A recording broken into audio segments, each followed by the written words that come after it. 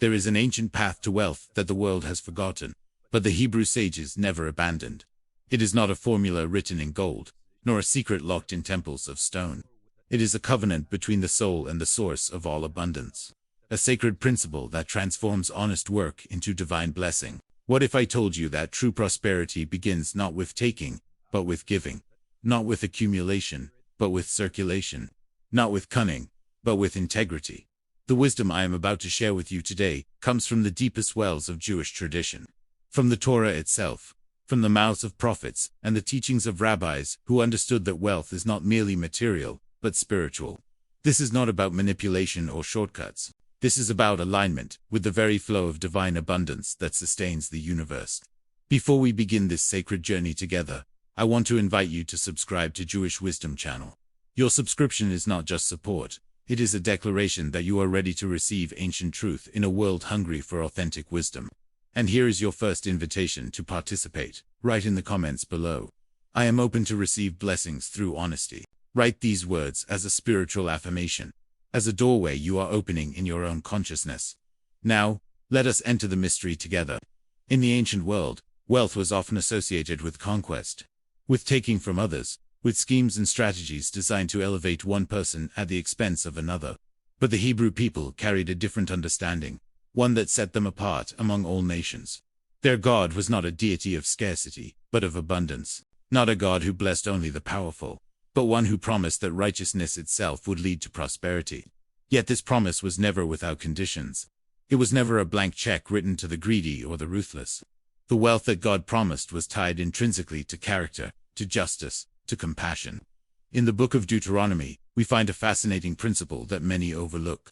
It is not hidden in complex rituals or mystical formulas. It is stated clearly, almost too simply for modern ears to fully grasp. The promise is this: if you walk in the ways of the Lord, if you keep His commandments, if you conduct your business with honesty and treat your neighbor with fairness, then blessing will pursue you. Not that you will chase after blessing, but that blessing itself will chase after you. Think about that for a moment. Imagine living in such alignment with divine principle that abundance seeks you out, that opportunities open before you without manipulation, that favor follows you like a shadow follows the body in sunlight. This is not wishful thinking. This is not positive affirmations divorced from reality. This is the testimony of thousands of years of Jewish experience, of communities that thrived even in exile, of merchants who built empires on reputation alone, of families who passed wealth from generation to generation, not through hoarding, but through wisdom. But what is this secret? What is this key that unlocks the door to honest wealth? The sages teach us something profound. Wealth is not created by taking more than you give. Wealth is created by becoming a channel of blessing, by allowing abundance to flow through you, rather than to you alone. The moment you close your hand around what you have received, you stop the flow. The moment you open your hand to give, to share, to circulate what has been entrusted to you, you become a partner with the divine in the act of creation itself. In the Jewish tradition, there's a concept called tzedakah, often translated as charity, but the word means something far deeper. It means righteousness, justice, the right alignment of resources in the world. Tzedakah is not optional for the Jew who seeks blessing. It is fundamental.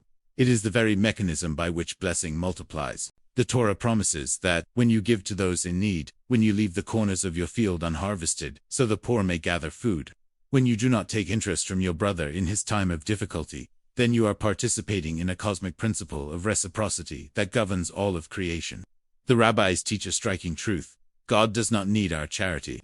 The poor do not exist so that we can feel virtuous. Rather, the opportunity to give is itself a blessing, a chance to align ourselves with the flow of divine generosity. When we give, we are not diminishing our own resources. We are declaring our faith that the source of all provision is infinite, that there is always more, that scarcity is an illusion created by fear and hoarding. This is why the Jewish merchants of old would begin their business day with prayer, with the conscious intention to conduct all transactions with honesty, to never deceive, to never take advantage of another person's ignorance or desperation. They understood that every business dealing was a spiritual act, an opportunity to sanctify the material world, to bring the presence of God into the marketplace. Their ledgers were not just records of profit and loss, but testimonies of character. Their reputation was their most valuable asset, worth far more than gold. Because reputation built on integrity opens doors that money alone can never unlock. There is a story in the Talmud about a merchant who found a precious jewel in the fish he purchased for Shabbat. By law, the jewel belonged to him. But he knew it must have been lost by someone, perhaps someone whose livelihood depended on it. So he returned it to the fisherman, who investigated and found the original owner. Word of this merchant's honesty spread throughout the region. From that day forward, everyone wanted to do business with him, because they knew he could be trusted absolutely. His wealth multiplied, not because he kept the jewel, but because he returned it. This is the paradox at the heart of Jewish wisdom about wealth. You become rich by giving away, by refusing to take what is not rightfully yours, by conducting yourself with such integrity that the universe itself conspires to bless you. The Hebrew word for blessing is bracha, which shares a root with the word baraka, meaning pool or fountain. A blessing is not a static thing. It is a flowing, living reality. Just as a pool that has no outlet becomes stagnant, so wealth that is hoarded becomes a curse rather than a blessing. But wealth that flows, that circulates, that blesses others as it has blessed you, remains fresh, alive, multiplying in ways that defy mere calculation. In the book of Malachi, God issues a remarkable challenge to his people.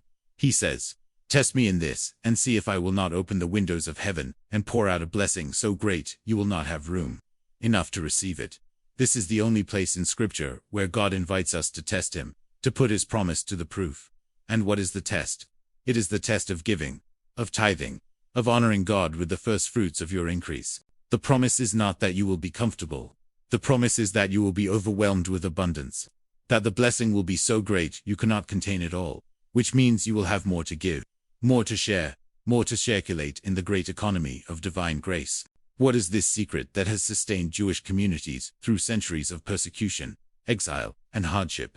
What is this principle that has made the Jewish people disproportionately successful in business, in commerce, in the creation of wealth across every civilization where they have lived? It is written in the Torah, in words so clear that we often miss them because we are looking for something more complicated, more esoteric, more hidden. In Deuteronomy chapter 8, verses 17 and 18, we find this warning and this promise. "Beware, lest you say in your heart, 'My power and the might of my hand have gotten me this wealth.' But you shall remember the Lord your God, for it is he who gives you power to get wealth, that he may confirm his covenant, which he swore to your fathers, as it is this day." Here is the foundation of everything. Wealth is not created by human power alone. It is not the result of cleverness, or cunning, or ruthless ambition.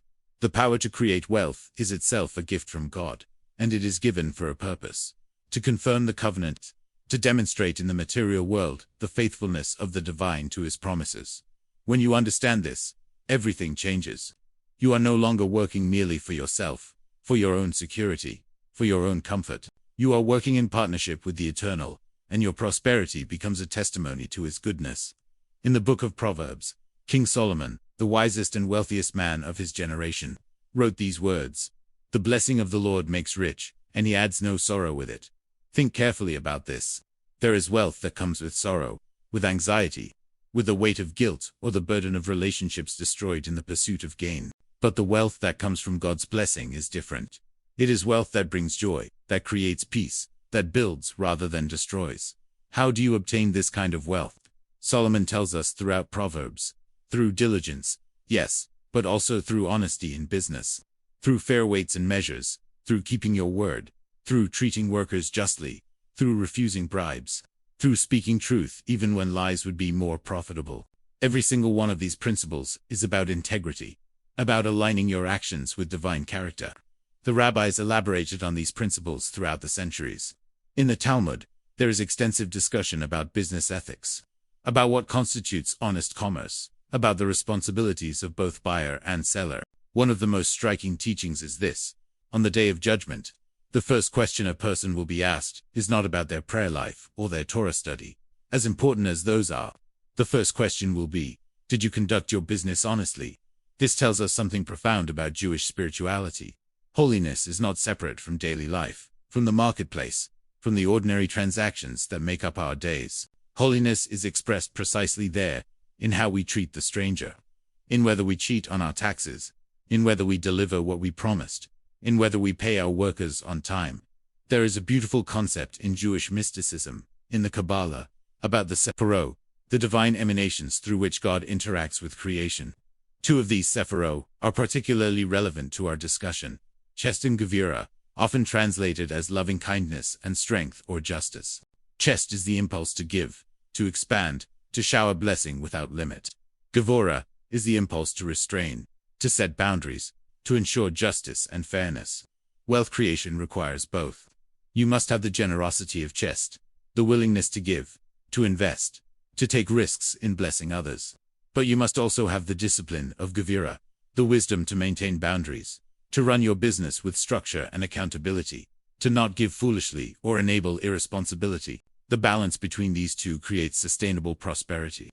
Too much chest without Gevura leads to bankruptcy, to being taken advantage of, to resources scattered without purpose. Too much Gevura without chest leads to wealth that is stagnant, to a fortress mentality, to money that serves no purpose beyond its own preservation. But when these forces are balanced, when generosity is married to wisdom, when giving is structured by justice, then you become a vessel through which divine abundance flows into the world in exactly the right measure, at exactly the right time, to exactly the right people. The prophet Ezekiel speaks of a vision of a river flowing from the temple, and wherever this river flows, everything lives. The water gets deeper and deeper until it becomes a river that cannot be crossed, and along its banks grow trees whose leaves are for healing and whose fruit is for food. This is an image of blessing, of prosperity, that comes from the source and flows outward, bringing life wherever it reaches. You are meant to be like this river. Your wealth is meant to flow from the divine source through you and outward into the world, bringing life, healing, nourishment to all it touches. When you function this way, the source never runs dry. When you try to dam the river, to keep all the water for yourself, it becomes stagnant and eventually poisonous.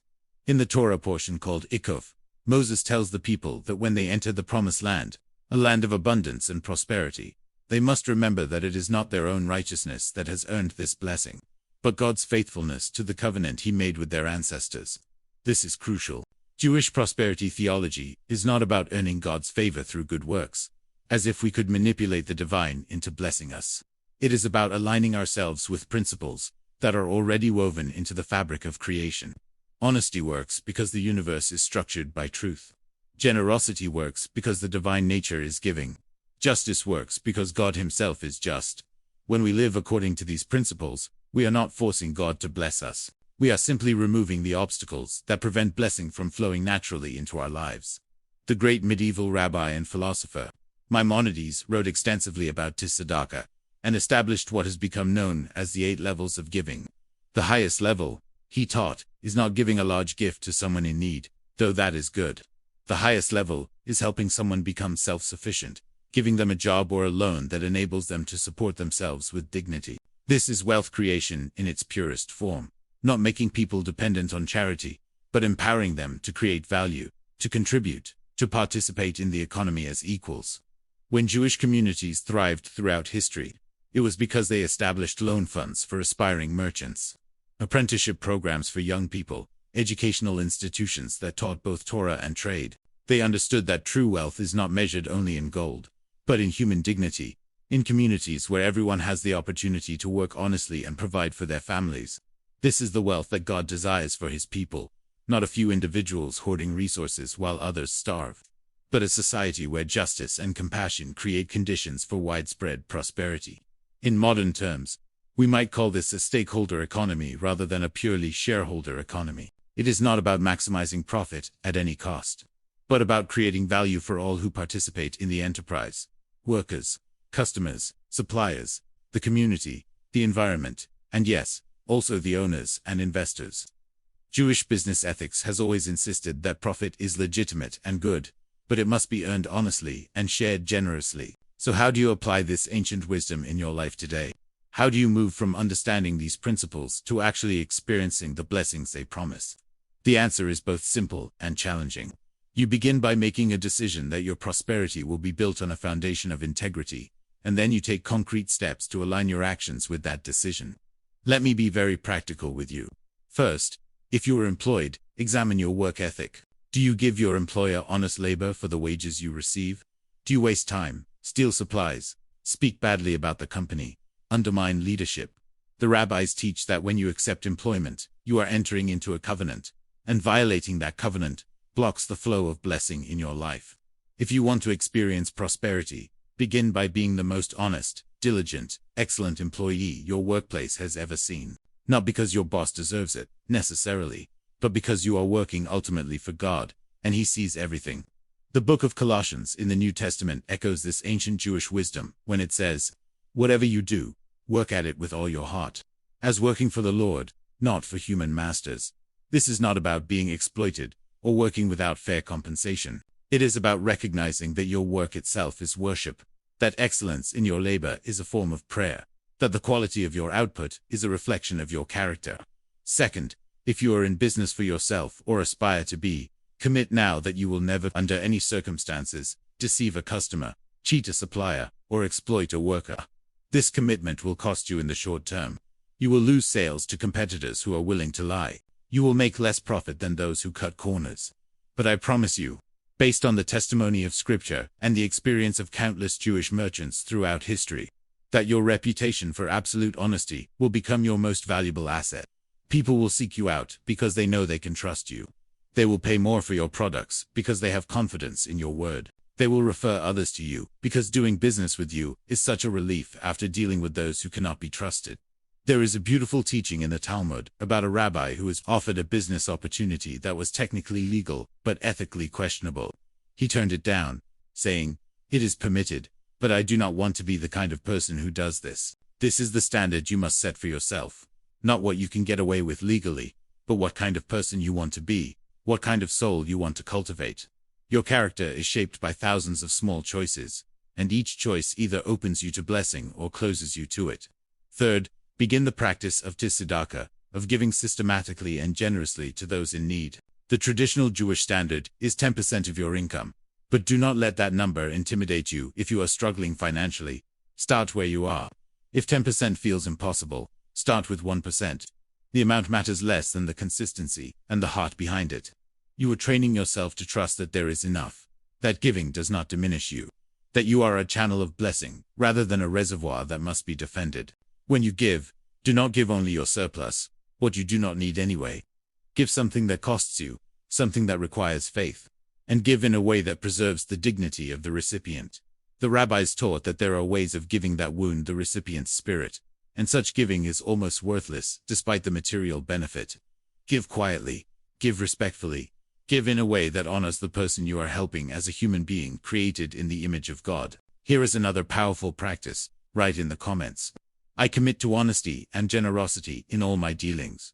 Write these words as a public declaration, as a way of holding yourself accountable, as a spiritual act that shifts something in the invisible realm even before it manifests in the visible. Fourth, pray before you work, before you enter into negotiations, before you make financial decisions. This is not superstition. This is alignment. You are acknowledging that you are not alone, that you are not relying solely on your own wisdom or strength, that you are inviting divine guidance and blessing into your endeavors. There is a traditional Jewish prayer for business that asks God to bless the work of your hands, to grant you success in your dealings, and to protect you from loss and humiliation. But notice the balance in this prayer. It asks for success, but also for protection from the spiritual dangers that come with success, from arrogance, from forgetting God, from becoming hardened to the needs of others. When you pray this way consistently, you are reminding yourself of what matters, of who you are, of whose you are. You are much less likely to compromise your integrity when you have just acknowledged God's presence in your life. Fifth, study the book of Proverbs regularly. Read one chapter per day, corresponding to the date of the month. This book is a treasury of practical wisdom about wealth, about character, about relationships, about the consequences of choices. Solomon speaks constantly about the contrast between the righteous and the wicked, the diligent and the lazy, the honest and the deceitful. He promises again and again that integrity leads to life, to peace, to prosperity, while dishonesty leads to destruction, even when it appears profitable in the moment. Let these proverbs shape your thinking, your decision-making, your values. Let them become so deeply embedded in your consciousness that you instinctively make choices aligned with wisdom rather than with expedience. And finally, remember that the purpose of wealth is not merely personal comfort or security. The purpose of wealth is to enable you to be a greater blessing, to have more resources to share, to have more influence to use for good, to have more freedom to serve God and serve others without the constant pressure of survival. The rabbis teach that one of the reasons God gives wealth to certain people is because he knows they will use it well, that they can be trusted with resources because they will not hoard them or waste them or use them for evil. When you ask God for prosperity, ask also for the character to steward it wisely, for the compassion to share it generously, for the wisdom to know when to give and when to withhold, when to invest and when to save, when to spend and when to wait. Your prosperity is not an accident. It is not luck. It is the result of alignment with divine principle, and it carries responsibility as well as blessing. The more you are given, the more is expected. But do not let this burden you. Let it inspire you. You are being invited into partnership with the Creator of the universe in the sacred work of bringing heaven to earth, of making the invisible visible, of demonstrating through your life that God is good and his ways lead to flourishing. Let me tell you a story that captures the essence of this teaching. A story that will help you feel in your heart what we have been exploring with our minds. There was once a Jewish merchant in a small town in Eastern Europe, a man whose name was Abraham. He was not wealthy by the standards of the city, but he was comfortable. He owned a modest shop where he sold fabrics and thread, needles and buttons, the basic necessities that people needed to clothe themselves and their families. Abraham was known throughout the region for his honesty. He would never sell inferior goods as if they were premium quality. He would never take advantage of a customer's ignorance. If someone came to him needing fabric for a dress, but with only enough money for a lower grade, he would often quietly upgrade their purchase to something better, charging them only what they could afford. People noticed this. They traveled from neighboring villages to buy from Abraham, not because his prices were lower, but because they trusted him absolutely. He became prosperous, not through aggressive marketing or clever schemes, but through reputation alone. His children were well fed. His wife wore decent clothes. His home was warm in winter. He gave generously to the synagogue, to the poor, to any need that came to his attention. But then came a terrible year. Harvests failed across the region. People had no money to spend on anything beyond the most basic food. Abraham's sales plummeted. Week after week, fewer customers came. His savings dwindled. He began to worry about how he would feed his own family, how he would pay his rent, how he would survive. One cold morning, a woman came into his shop with a young daughter. The woman's face was thin. Her clothes were patched. Her eyes held that particular sadness of someone who has lost hope, but is still trying to hold things together for her child. She wanted to buy fabric to make a dress for her daughter for Purim, the joyous holiday that was approaching. She had saved a few coins, barely enough for the cheapest material. Abraham showed her what she could afford. But the little girl's eyes kept returning to a beautiful blue fabric on a higher shelf, something far beyond what her mother could pay. Abraham saw this. He saw the mother's embarrassment, the child's longing, and something broke open in his heart. He knew that he himself was on the edge of poverty. He knew that giving away merchandise he might not be able to replace was foolish by any business calculation. But he also knew something deeper. He knew that this moment was a test, that how he responded would determine not just this transaction, but his entire future.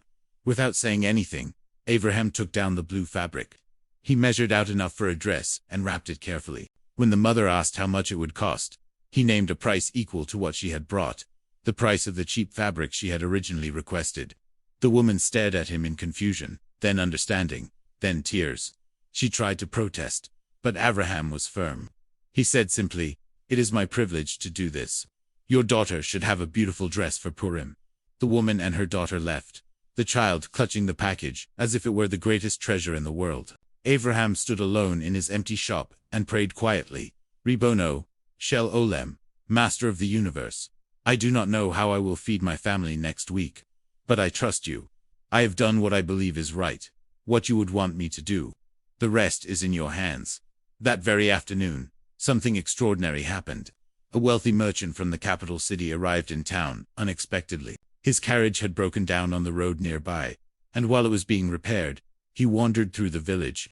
He happened to pass Abraham's shop and, seeing fabrics in the window, entered out of curiosity. They began to talk. The wealthy merchant was impressed by Abraham's knowledge of textiles, his integrity, his humble wisdom. Before leaving, he made Abraham an offer.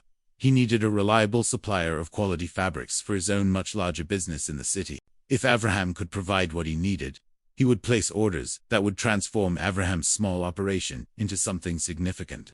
Within months, Abraham's financial situation had completely reversed. The contract with the city merchant led to other contracts. His reputation spread beyond the region. He eventually opened additional shops, employed workers from his town who desperately needed jobs, and became known not just as a successful businessman, but as a man whose success blessed everyone around him. Years later, when people would ask Abraham how he had become so prosperous, he would tell them about that cold morning when he gave away the blue fabric. He would say, "That was the day I learned that you cannot outgive God.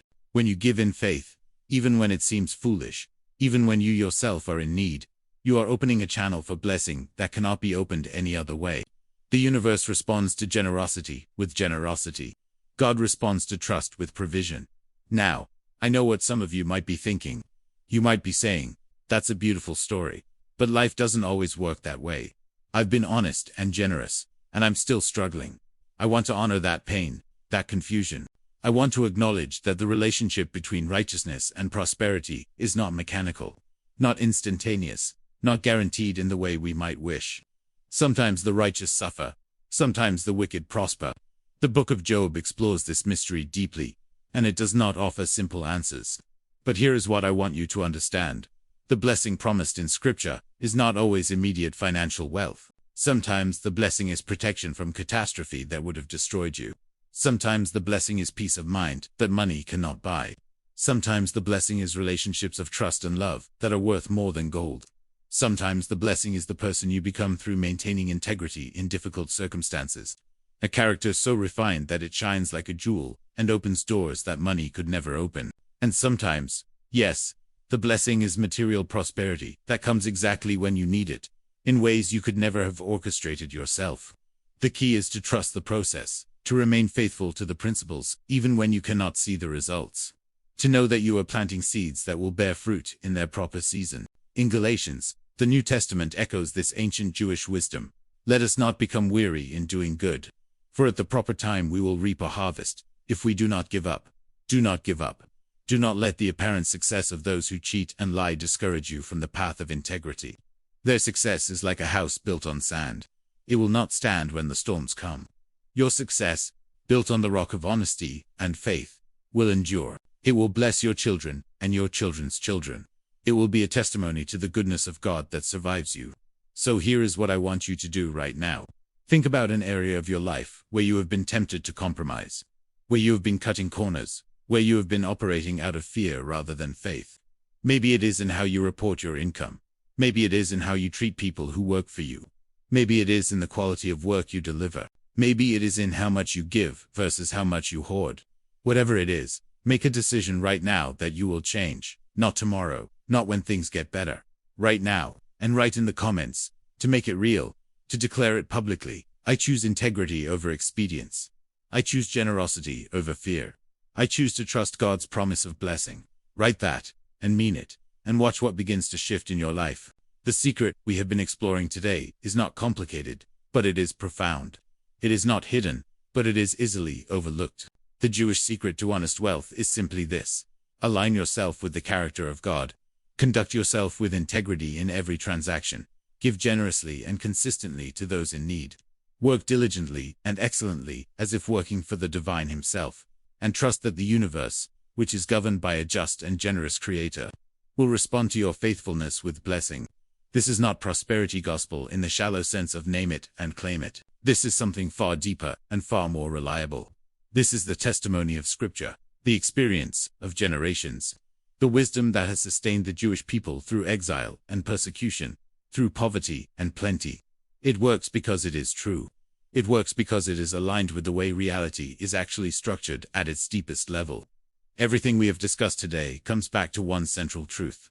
God is faithful to his covenant. He has promised to bless those who walk in his ways, and he keeps his promises. But you must do your part. You must choose integrity over expedience. You must choose generosity over hoarding. You must choose faith over fear. These choices are not easy, especially when you are struggling. When everyone around you seems to be getting ahead by cheating. When the bills are due, and the quick dishonest profit is right in front of you. But I promise you, based on the authority of Scripture and the testimony of history, that the path of integrity leads to life, to peace, to blessing that endures. The path of dishonesty might seem profitable in the short term, but it leads to destruction, to anxiety, to relationships broken, and reputation ruined. Choose the ancient path. Choose the way that has been tested and proven over thousands of years. Before we close, I want to offer you a resource that will help you go deeper into these principles. If you have been moved by what we have shared today, if you sense that this wisdom could transform your approach to wealth and work, we have created an ebook called Jewish Wisdom that explores these themes in much greater depth. You will find teachings on specific business practices from the Torah and Talmud, prayers for prosperity and protection, stories of Jewish merchants throughout history who built their success on integrity, and practical exercises to help you apply this wisdom in your daily life. The link to access the Jewish Wisdom ebook is in the description of this video and in the first pinned comment below.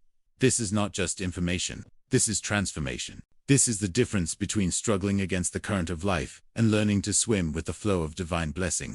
I encourage you to invest in this resource, to study it carefully, to let it reshape your thinking about money and work and what it means to prosper in the truest sense. Now, as we come to the end of our time together today, I want to leave you with a final word that I hope will stay with you, that will rise up in your mind when you face choices about how to conduct yourself in business and in life. Remember this: your wealth is not about you. Your prosperity is not an end in itself. You have been blessed in order to be a blessing. You have been given resources in order to be a channel of resources to others. You have been entrusted with the power to create wealth so that you might demonstrate in the material world the generosity and faithfulness of the God who created you. When you live this way, when you make every business transaction an act of worship, when you treat every person you encounter as a human being made in the image of God, when you give as freely as you have received, then you step into the ancient stream of blessing that has flowed from the very beginning of creation. You become part of something infinitely larger than yourself. You become a partner with the eternal in the work of redeeming and restoring the world. This is the Jewish secret to wealth. It is not really about money at all. It is about character. It is about relationship with the divine. It is about living in alignment with the truth that you are not your own, that everything you have is a gift, and that the purpose of every gift is to be shared. May you walk in integrity all the days of your life. May you prosper in every good work. May you be a blessing to all who know you. And may the God of Abraham, Isaac, and Jacob open the windows of heaven over your life and pour out blessing upon blessing until you have more than you need and can become a river of life to a world that is dying of thirst.